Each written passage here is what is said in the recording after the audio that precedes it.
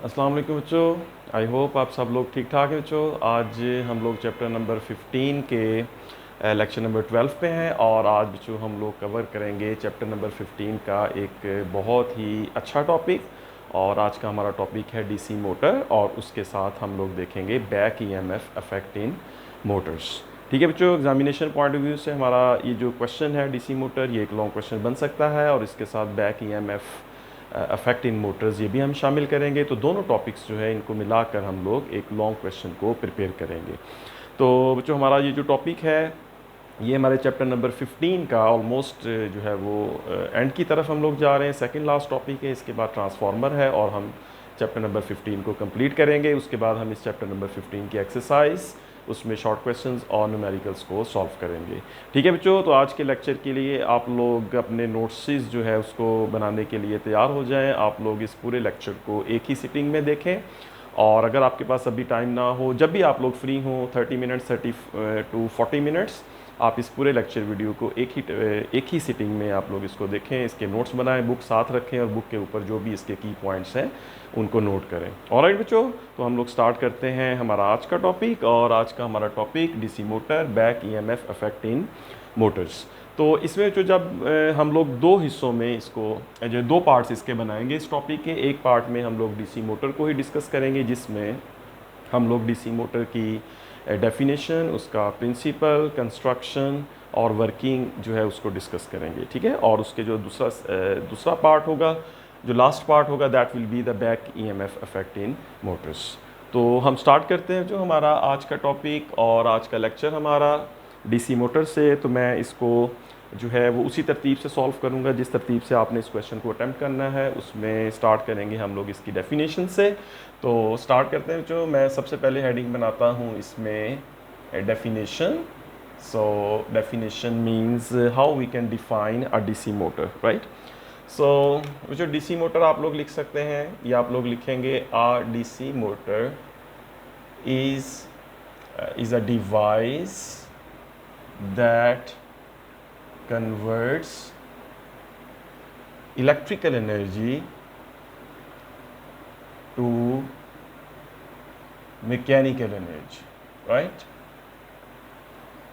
ये जो इसकी हम डेफिनेशन कर सकते हैं और सिंपली हम लोग एक्सप्लेन कर सकते हैं कि डीसी मोटर हम किस डिवाइस या किस इलेक्ट्रिकल इंस्ट्रूमेंट को कहेंगे।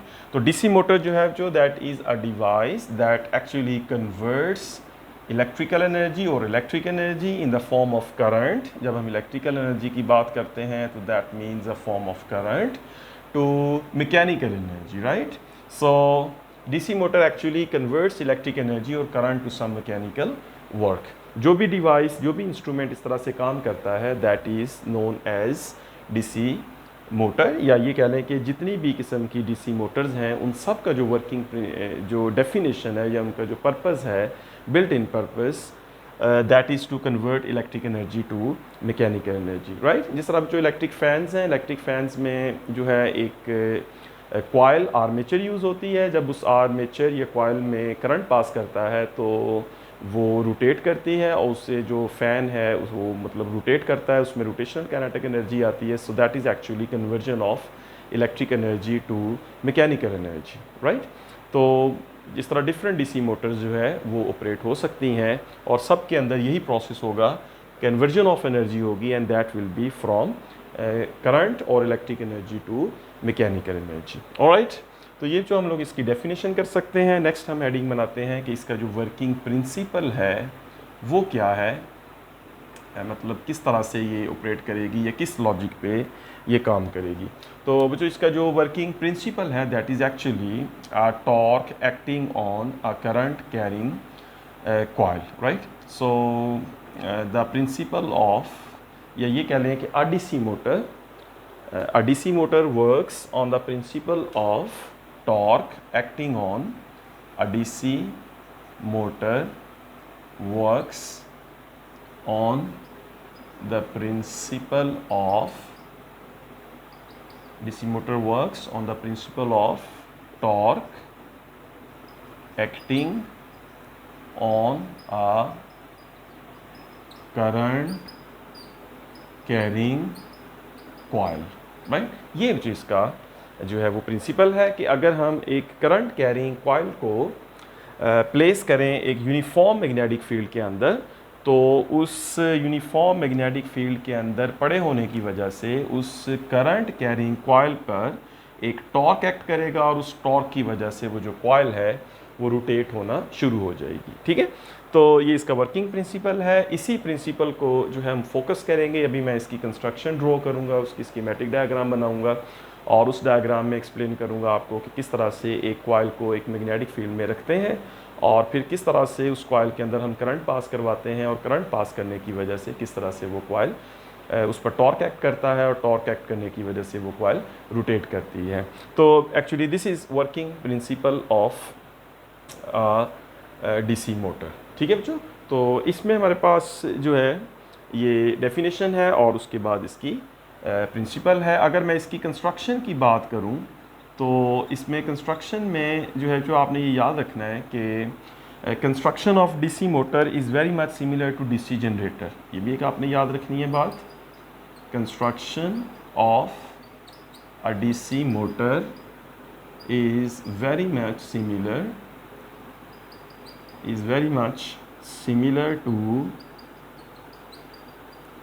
similar to the construction of DC generator, right. ये जो हमने लास्ट टाइम टॉपिक पढ़ा था लेक्चर नंबर 11 में। तो डीसी मोटर जो है that is similar to DC generator means कि इसमें हमारे पास एक मैग्नेट होता है। वो मैग्नेट जो है that can be a permanent magnet, right, और it can be an electromagnet. तो मोटर में ये दोनों ही यूज़ हो सकते हैं। और इसमें आप ये कह लें कि एक कॉइल यूज़ होगी या इसको हम आर्मेचर कहेंगे, right, a number of coils. और हमारे पास एक सोर्स होगा that will be an electrical energy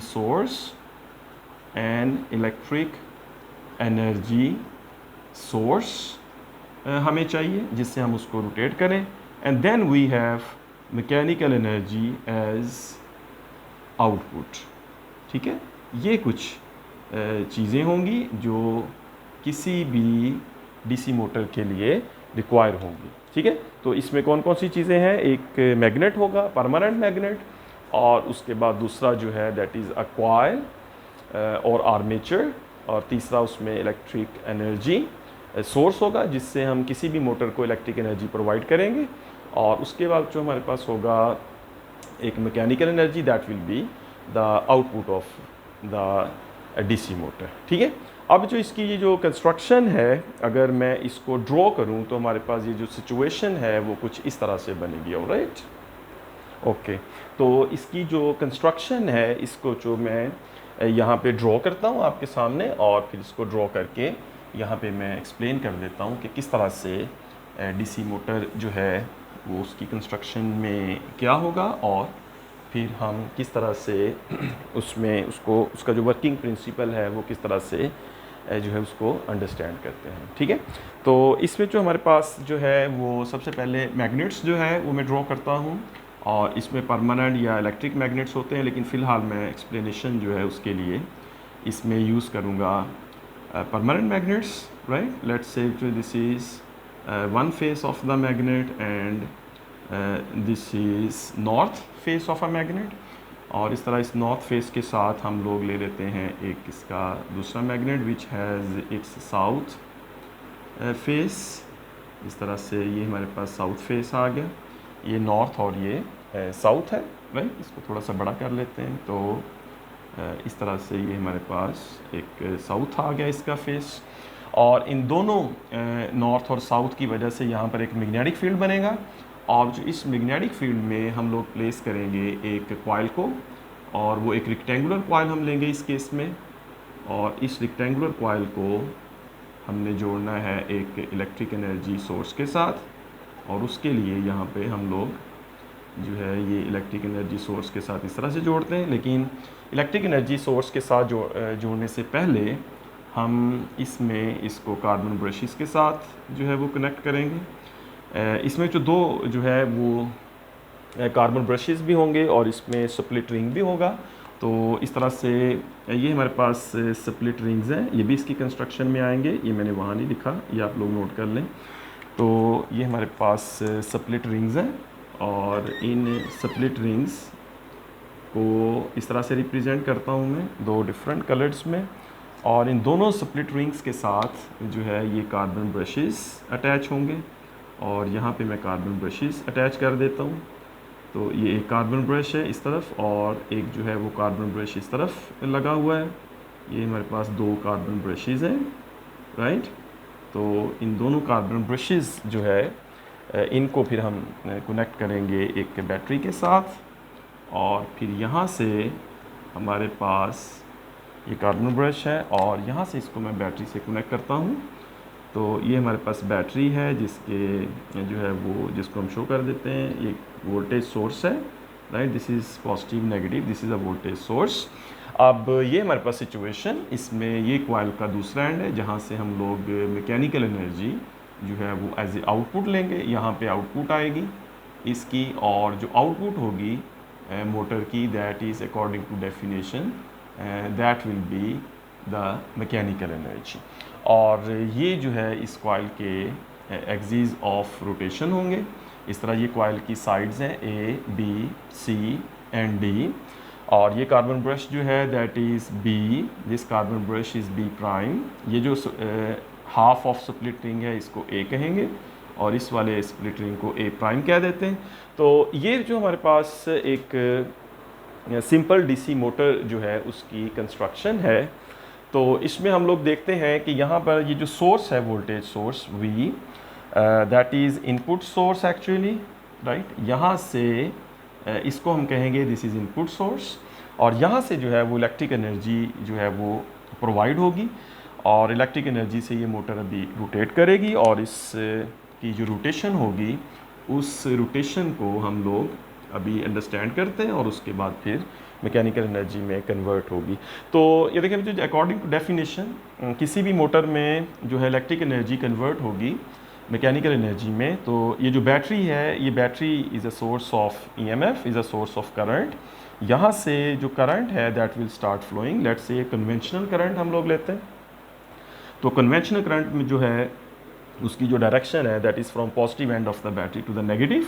उसके अकॉर्डिंगली अगर मैं बात करूँ तो यहाँ से जो ये देखें कि ये करंट जो है वो स्टार्ट होगा इसमें, और ये करंट जो है वो यहाँ पर कार्बन ब्रश बी में आएगा। इस कार्बन ब्रश बी में जब करंट आएगा तो ये इससे जाएगा स्प्लिट रिंग ए में, और यहाँ से इस स्प्लिट रिंग ए से ये जो करंट होगा ये इस कॉइल की जो सी डी साइड है इस तरफ को फ्लो करेगा, और ये होगी इसकी करंट की डायरेक्शन। और यहाँ से ये करंट डी से ए की तरफ, और फिर वापस ए से बी की तरफ, और यहाँ से होता हुआ करंट इस वापस ए प्राइम स्प्लिट रिंग में आएगा, और यहाँ से फिर ये इस कार्बन ब्रश के ज़रिए इस नेगेटिव एंड की तरफ बैटरी के आएगा।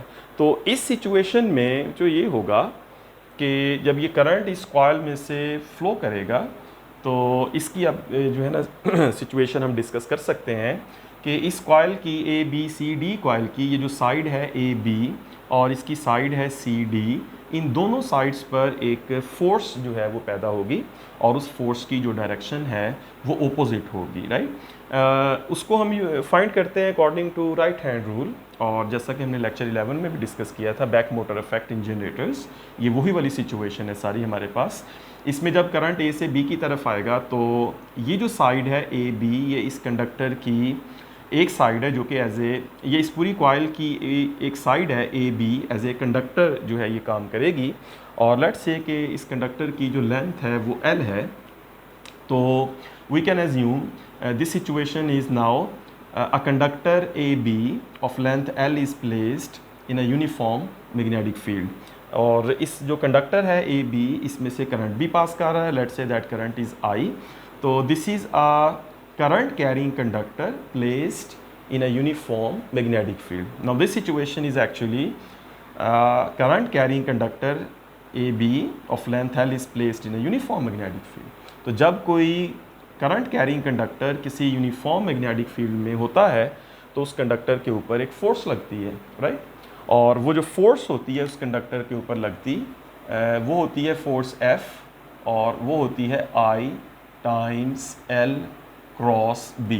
तो इस सिचुएशन में अब हमारे पास I जो है that is current in this side of coil AB, L is the length of this side of coil, B is uniform magnetic field, F is force acting on conductor. अब जो देखिए इसमें right hand rule जो है, अब इस situation में अगर ये फॉर्मूला लगेगा यहाँ पे AB साइड पे ये फोर्स लगेगी F, तो इस फोर्स की जो डायरेक्शन होगी, फोर्स F की जो डायरेक्शन होगी that will be given by right hand rule. उसके लिए राइट हैंड रूल हम यूज़ करेंगे and that right hand rule is actually like this one. अब मैं आपके सामने यूज़ करता हूँ। तो बच्चों देखिए कि इस कॉइल की ये जो साइड AB है, इसमें करंट की डायरेक्शन है A से B की तरफ। तो मैं अगर अपने थंब को पॉइंट करूँ A से B की तरफ और मेरी फिंगर्स पॉइंट हों मैग्नेटिक फील्ड की डायरेक्शन की तरफ जो कि नॉर्थ से साउथ की तरफ है, तो आप लोग देख सकते हैं कि मेरे राइट हैंड रूल के मुताबिक इस कंडक्टर पर इस साइड में जो फोर्स लगेगी that will be out of the plane, right. यहाँ से फोर्स बाहर की तरफ लगेगी, current downward direction from A to B, magnetic field from north to south, और जो करंट की जो फोर्स की डायरेक्शन होगी that will be out of the plane. तो आउट ऑफ द प्लेन उसको मैं शो करने के लिए उसको मैं डॉट से रिप्रेजेंट करता हूँ। ये हमारी कन्वेंशन है। Dot means whenever we put a dot that means out of the plane. तो यहाँ से जो फोर्स है that will act out of the plane, और लेट से इस एरो से मैं इसको शो करता हूँ कि यहाँ पे फोर्स बाहर की तरफ एक्ट करेगी, ठीक है। और सिमिलर सिचुएशन में अगर मैं इस साइड पे आ जाऊँ CD, इस साइड CD जिसकी लेंथ L है, इसकी भी लेंथ L होगी। तो इस साइड में जब करंट पास करेगा C से D की तरफ, और यहाँ पे अगर मैं राइट हैंड रूल यूज़ करूँ तो इस पे भी यही, जब करंट पास करेगा तो इस साइड पे भी फोर्स लगेगी according to I L cross B। तो राइट हैंड रूल के मुताबिक जो मेरा थंब है ये पॉइंट करेगा करंट की तरफ, राइट, या कंडक्टर की length along the direction of current की तरफ। ये भी कह सकते हैं length of conductor along the direction of current, ये भी कह सकते हैं, या करंट की डायरेक्शन में ले सकते हैं। तो करंट इस तरफ है, मैग्नेटिक फील्ड इस तरफ है मेरी फिंगर्स की तरफ, और जो फोर्स लगेगी that will be into the plane, right. तो इस साइड CD पर जो फोर्स लगेगी that will be into the plane, और इनटू द प्लेन को शो करने के लिए मैं एक क्रॉस लगाता हूँ, और इस क्रॉस का मतलब है कि जो करंट, जो फोर्स की डायरेक्शन है मैग्नेटिक फोर्स की that is into the plane, right. So this force is F1, this force is F2।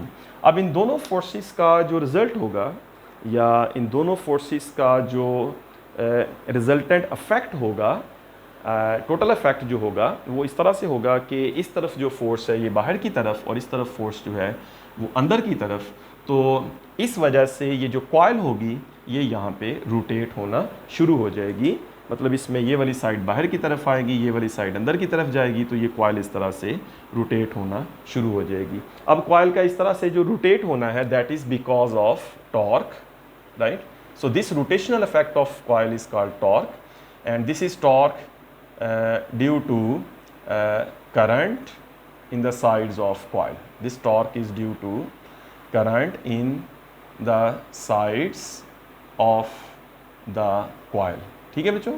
तो इस वजह से करंट के फ्लो की वजह से इस कॉइल के अंदर करंट के फ्लो की वजह से टॉर्क पैदा होगा, और इस टॉर्क की वजह से इस कॉइल की जो रोटेशन है ये स्टार्ट हो जाएगी।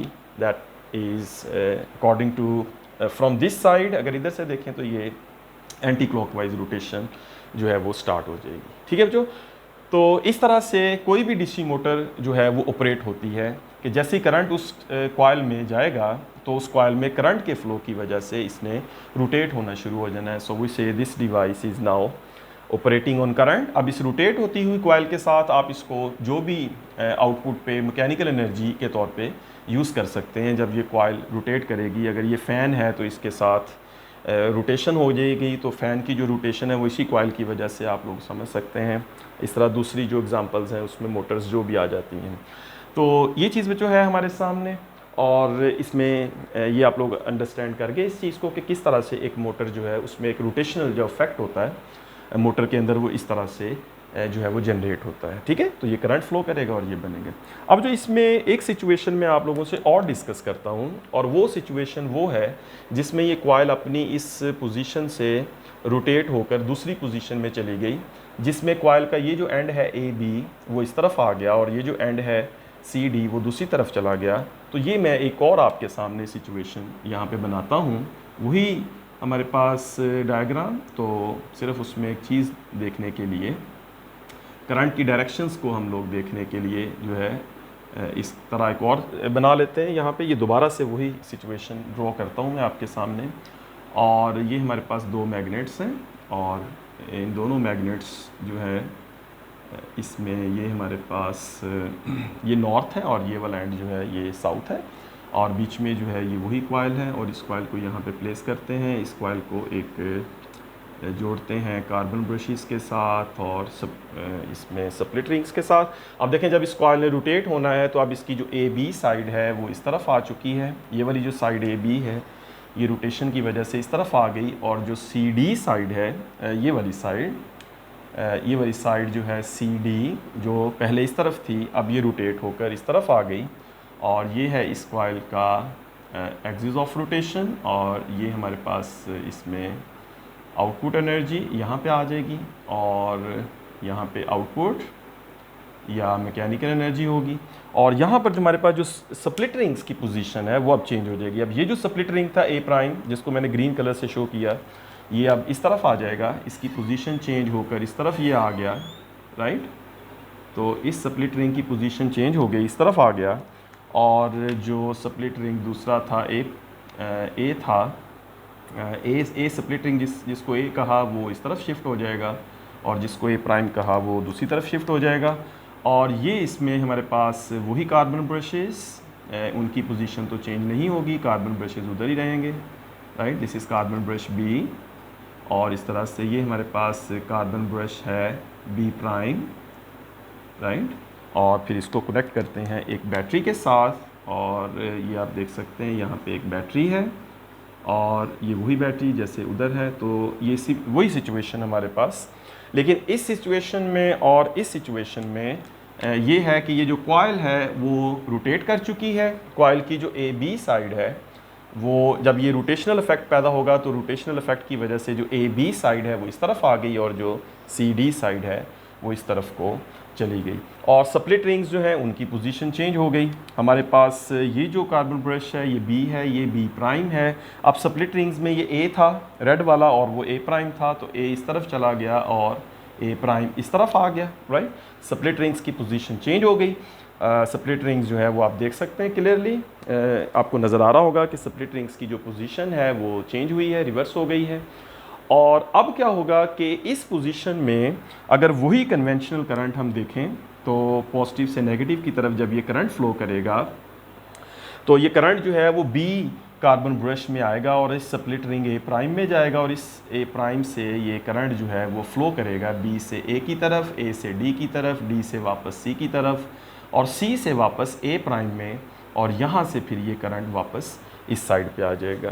तो बिल्कुल जैसे यहाँ हुआ था, जो यहाँ पे आप लोग देख सकते हैं कि करंट जो है वो जब डी से सी की तरफ फ्लो करेगा इस पोजीशन में, तो यहाँ पर जो मैग्नेटिक फोर्स पैदा होगी, फोर्स ऑन कंडक्टर होगी, that is again out of the plane, और राइट हैंड रूल के मुताबिक out of the plane force बनेगी ये वाली। यहाँ से फोर्स बाहर की तरफ लगेगी आउट ऑफ द प्लेन, और यहाँ पर जो फोर्स लगेगी इस साइड पे, ए बी साइड पे, तो इस साइड पे जो फोर्स लगेगी that is again into the plane, right, force F1 and force F2।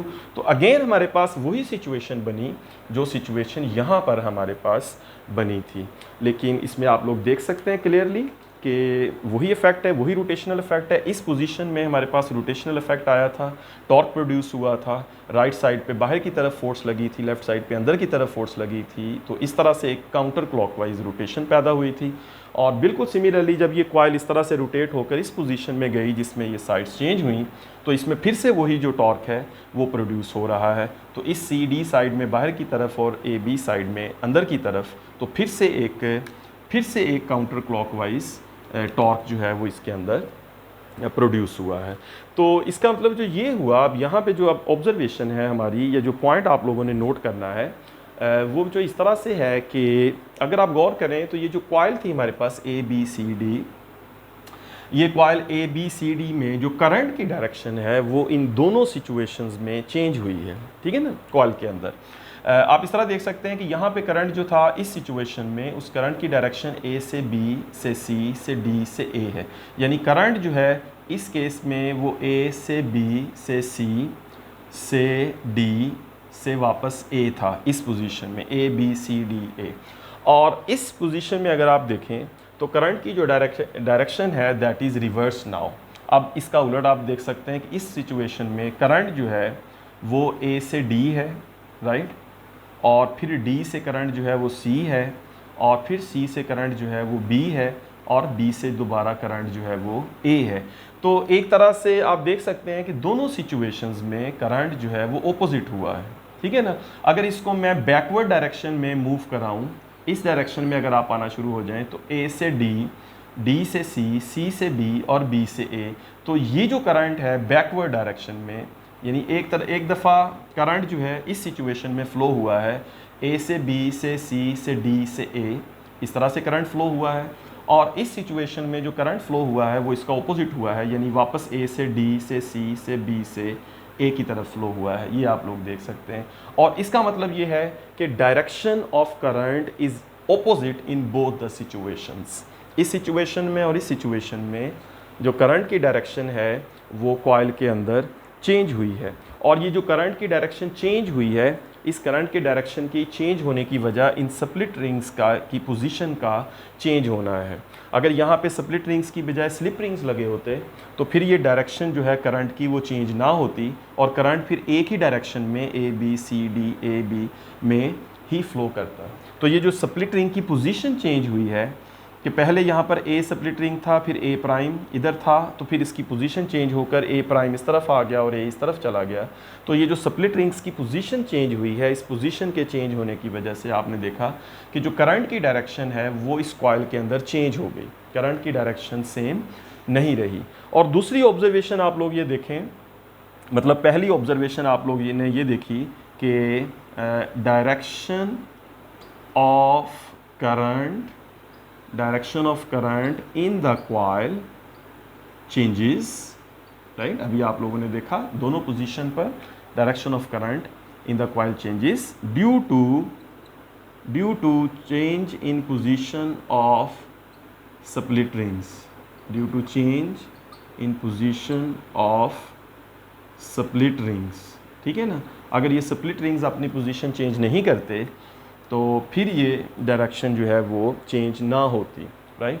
अब इसमें दूसरा जो है वो जो इफेक्ट ये है कि इसमें जो टॉर्क प्रोड्यूस हुआ है दोनों सिचुएशंस में, इस सिचुएशन में और इस सिचुएशन में, टॉर्क की जो डायरेक्शन है दैट इज सेम। इस सिचुएशन में भी anti clockwise counter clockwise torque आया था, और इस सिचुएशन में भी काउंटर क्लॉकवाइज टॉर्क जो है वो प्रोड्यूस हुआ है। So in both position the direction of torque has not changed. तो आप दूसरा पॉइंट ये कह सकते हैं, the direction of torque has not changed. दोनों केसेस में इन पोजीशंस पर टॉर्क की डायरेक्शन जो है वो चेंज नहीं हुई, टॉर्क की डायरेक्शन सेम रही। तो करंट की डायरेक्शन चेंज होती है दोनों केसेस में, और टॉर्क की डायरेक्शन दोनों सिचुएशंस में चेंज नहीं होती। तो इसी वजह से अगर करंट की डायरेक्शन चेंज होती है और टॉर्क की डायरेक्शन चेंज नहीं होती, टॉर्क उसी डायरेक्शन में रहता है, इसी वजह से ये कॉइल एक ही डायरेक्शन में रोटेट करेगी। अगर इसमें करंट की डायरेक्शन सेम रहती और ए से बी सी से डी एक ही डायरेक्शन में अगर ये करंट फ्लो करता, तो एक ही डायरेक्शन में करंट के फ्लो की वजह से इसमें जो टॉर्क होता वो ऑपोजिट डायरेक्शन में एक्ट करता। एक दफ़ा इस पोजीशन में काउंटर क्लॉकवाइज, और अगर डायरेक्शन सेम रहती, यानी सेम का मतलब ये है कि करंट ए से बी से सी से डी से ए का मतलब ये है कि करंट यहाँ से इस पोजीशन में ए से बी की तरफ आता, बी से सी की तरफ जाता, सी से डी और फिर ए, मतलब करंट जब इस तरफ आता, इस डायरेक्शन में फ्लो करता, तो फिर इस पे क्लॉकवाइज टॉर्क पैदा होता। इस सिचुएशन में काउंटर क्लॉकवाइज और इस सिचुएशन में क्लॉकवाइज टॉर्क पैदा होता। तो इस सिचुएशन में फिर प्रॉब्लम ये होती है कि कॉइल की एक स्मूथ रोटेशन या वन वे रोटेशन नहीं होती, उसमें फिर कॉइल जो है एक रैंडम रोटेशन करती, कभी क्लॉकवाइज या कभी एंटी क्लॉकवाइज, इस तरह से ये कॉइल मूव करती अगर करंट की डायरेक्शन चेंज ना होती। ठीक है, ये पॉइंट बच्चों समझ आया आप लोगों को? एक दफ़ा फिर से देखें आप लोग।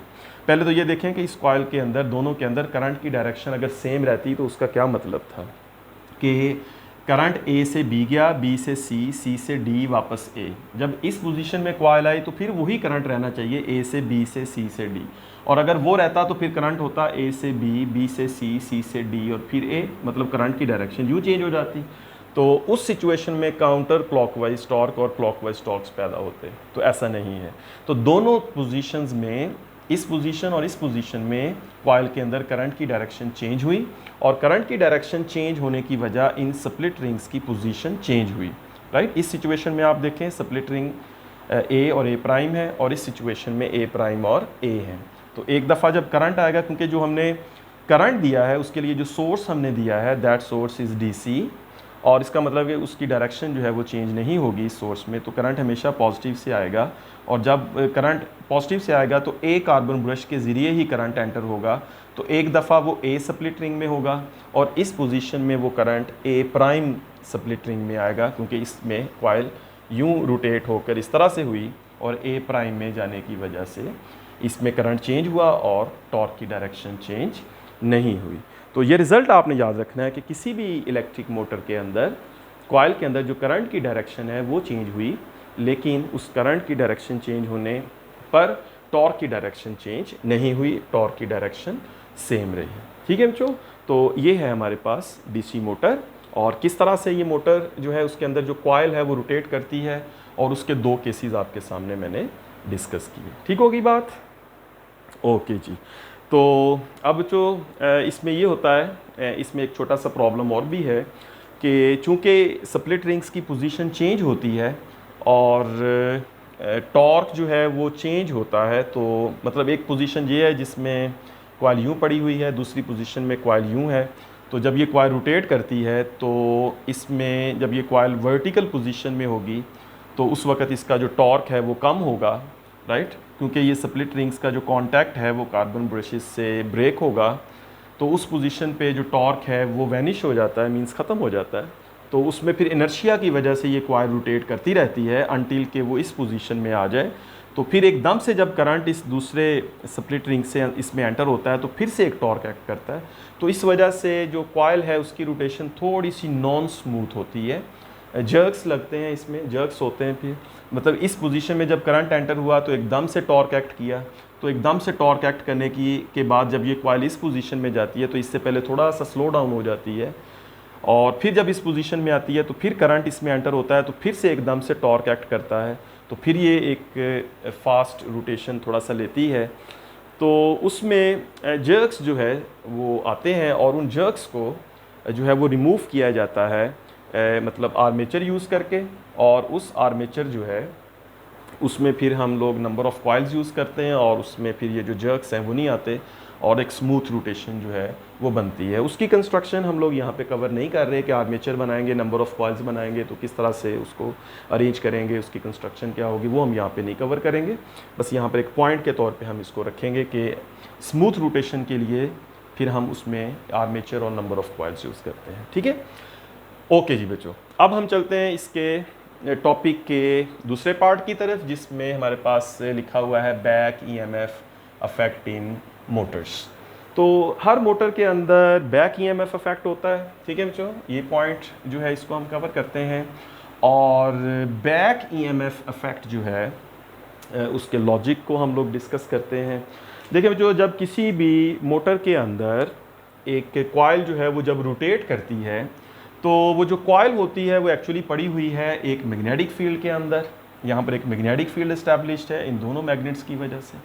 तो ये जो कॉइल है इसकी जब रोटेशन स्टार्ट होती है तो उस रोटेशन की वजह से फ्लक्स में चेंज आती है, राइट। तो हम ये कहते हैं due to rotation of coil in the magnetic field, due to rotation of the coil in the magnetic field, flux changes, right। ये तो आप यहाँ पे लिख दिया ताकि आपको याद रहे।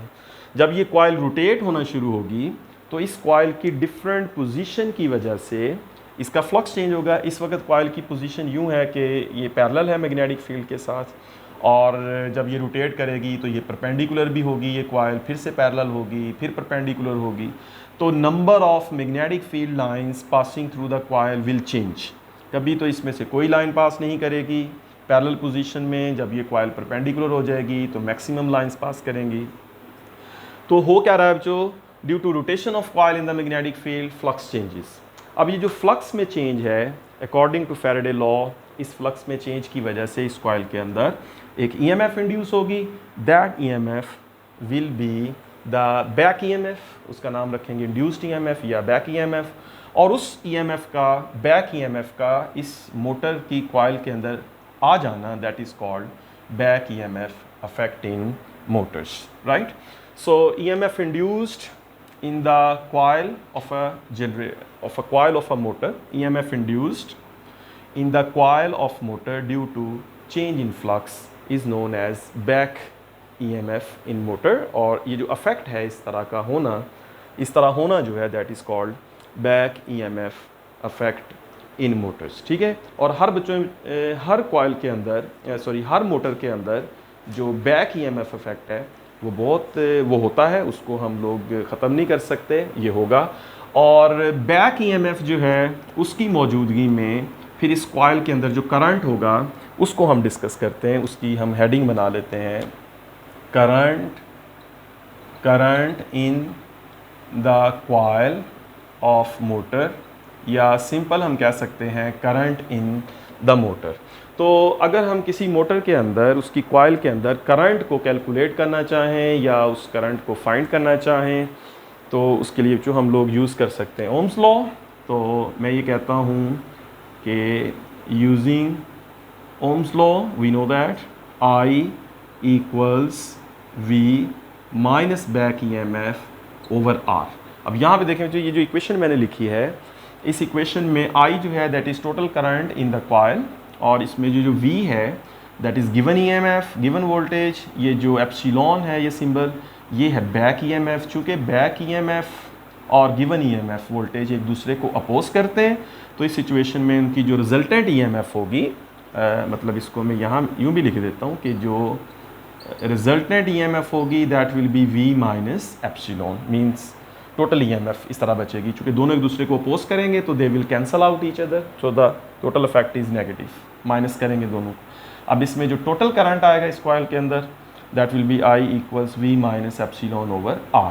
तो किसी भी मोटर के लिए हम इस इक्वेशन को यूज़ कर सकते हैं। ठीक होगी बात बच्चों? ओके जी।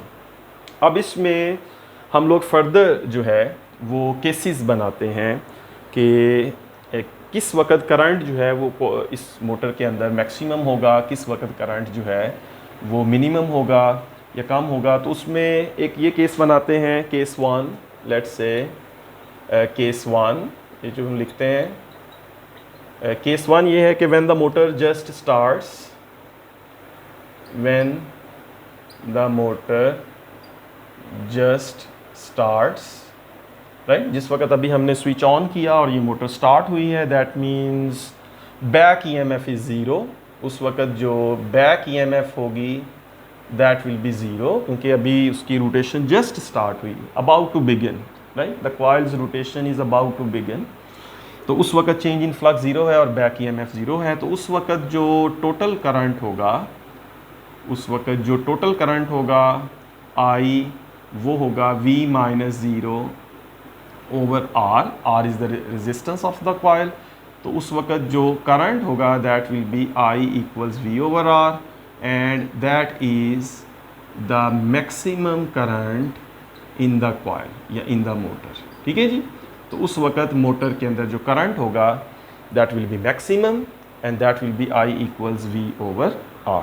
ठीक है जी, समझ गए बच्चों इस पॉइंट को? So I will be equals to V over R, V total voltage given, और R जो है that is resistance of the coil. दूसरा केस हम बनाते हैं when the motor is running smoothly.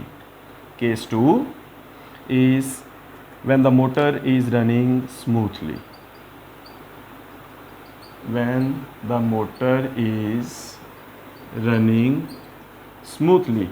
तो जब स्मूथली रोटेट कर रही होगी कॉइल, मोटर रनिंग में है, उस वक़्त बैक ईएमएफ जो है दैट विल बी मैक्सिमम। तो हम लिखते हैं कि उस सिचुएशन में back EMF is epsilon and that back EMF, the value of that back EMF will be maximum.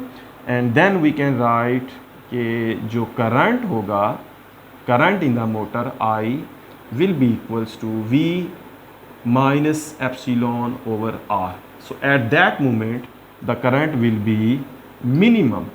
So when back EMF in a motor is maximum, so we say the current in the coil is minimum. अब ये दो बातें आपने याद रखनी है। जिस वक्त बैक EMF मैक्सिमम होगी, जिस वक्त बैक EMF ज़ीरो होगी, उस वक्त करंट मैक्सिमम होगा, और जिस वक्त बैक EMF मैक्सिमम होगी उस वक्त इस मोटर के अंदर जो करंट होगा that must be minimum, right? So when a motor is running smoothly, at that moment the current in the coil is small, right? कम होता है उस टाइम, और जिस टाइम स्टार्ट करते हैं मोटर को उस टाइम इसमें जो करंट होता है वो मैक्सिमम होता है। ठीक है बच्चों, ये चीज़ भी जो है वो हमें इसमें, ये वाला पॉइंट भी हमें इसमें जस्ट समझ आ गया। अब इसमें जो एक टर्म हम यूज़ करते हैं किसी भी मोटर में, जो आउटपुट है किसी भी मोटर की, आउटपुट पे हमेशा हम लोग जो है वो लोड यूज़ करते हैं। तो लोड जो है वो हम कहते हैं device that consumes energy, right?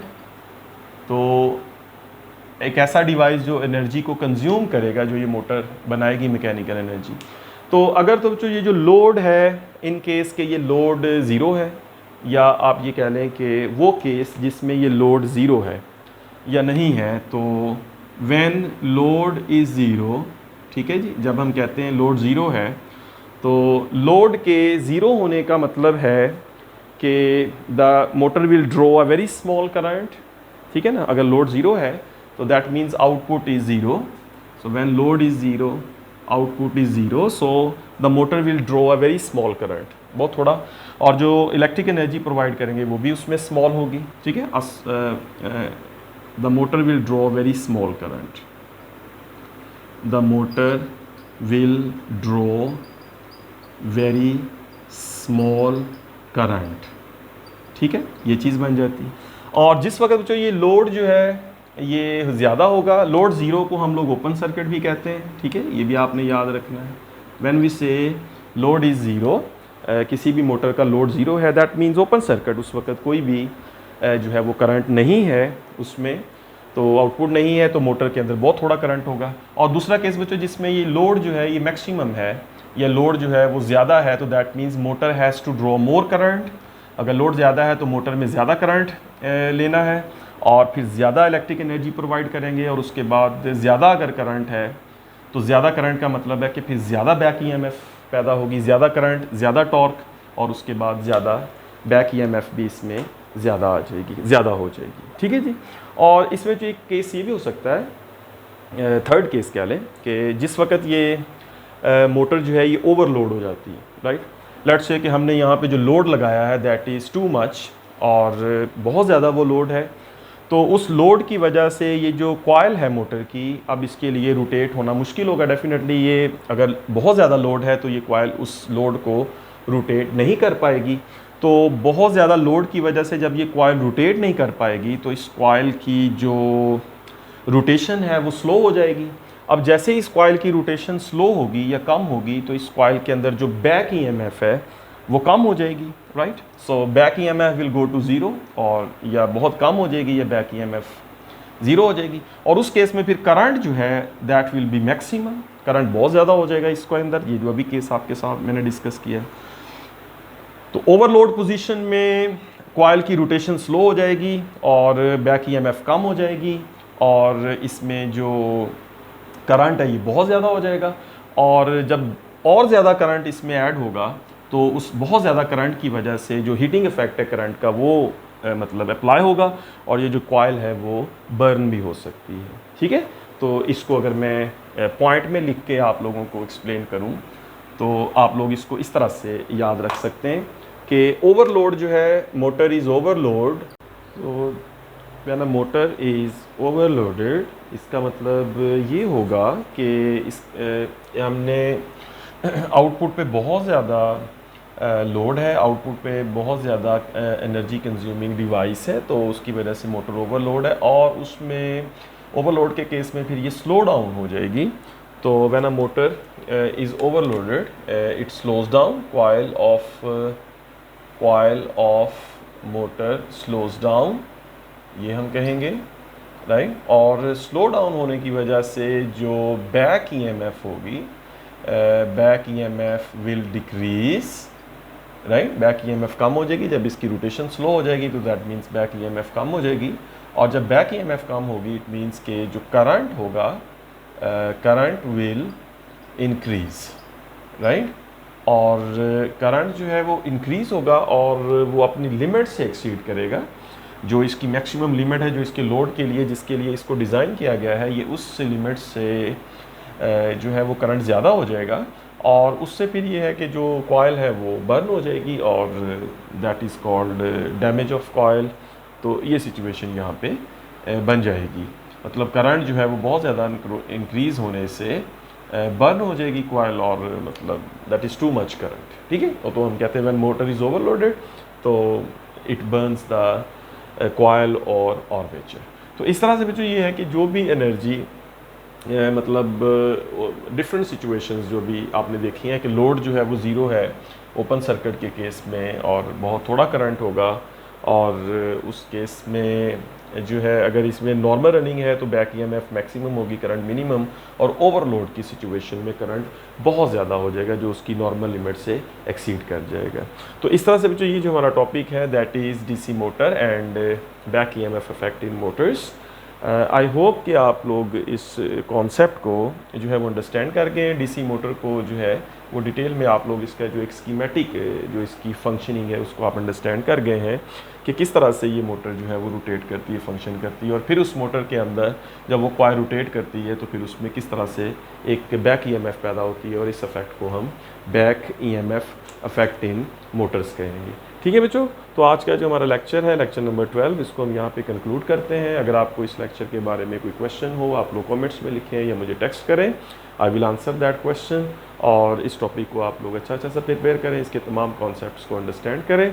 तो इस चैप्टर नंबर 15 का बच्चों हमारे पास एक ही टॉपिक जो है वो बाकी है, उसको हम कवर करते हैं लेक्चर नंबर 13 में, एंड दैट इज़ ट्रांसफार्मर।